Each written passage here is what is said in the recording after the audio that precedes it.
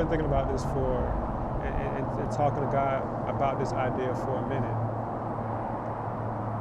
How did Lucifer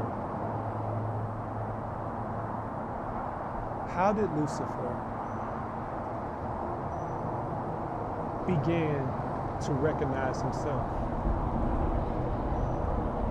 We always hear like, okay, it's pride and all that other stuff, but how did he get to the point where pride was even a thing that could be seen? Because here's the thing, if you are so close to God, you lose yourself in his glory. You don't even recognize or know that you exist because you are lost in him. The closer you are to him, the more you don't recognize yourself. So how does this character of Lucifer begin to recognize himself? Well, he left his place. He had a desire to be somewhere else. Now the desire isn't the evil. The desire has the capability to activate the evil that comes behind it. And we see this in James. This is talked about in James. So the fallen angels' desire to enter another realm allowed them to see more of themselves, because now they are moving to a farther position away from God that they should not have wanted to move to. But you have a desire. It is to be respected. But a desire has consequences. If it's outside of your desire for me, and when I say me, I'm talking about God's will. So the moment Satan had a desire to leave his own habitation, his own domain, his closeness, his proximity to God was stretched.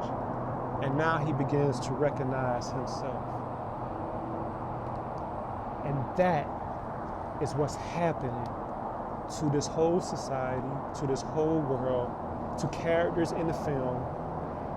They've gone so far from the source that all we see now, all we recognize now, is us and us only. It's all about pleasing myself. It's all about getting what I want out of life. And now the director, the writer, the storyteller, the creator must place plot points in front of this character's life to draw them back to humility. To say, hey, life is spiraling out of control because you are seeing yourself and not others. Humility has been lost, and the ego has won over you. And now I must place situation, plot point after plot point, turning point after turning point, to help you come into knowledge and come to a point where you can never be the same again. So that's what is happening in the story. Each plot point is, the idea of each plot point is for the character to see himself, hopefully, in a more pure way. In a way that is unadulterated good, and not this mixing of good and evil, as with the tree of knowledge. Because the tree of life is unadulterated good. That's why God is like, man, stay away from the tree of knowledge of good and evil, because that is selfishness. That is the mixing of good and evil. That is the mixing of right and wrong, if you will.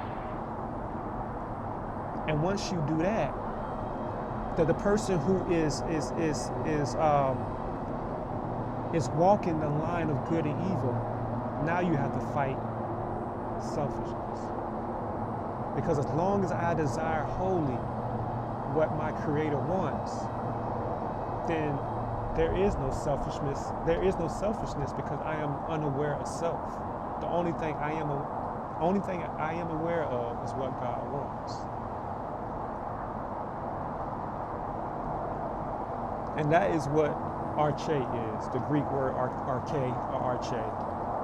It is returning to the origins, returning to first principle, returning to the door, going through the door where the gates of heaven are, where only good exists and our only desire is for that good that exists. Because if we base it on who we are, like our characters do in the story,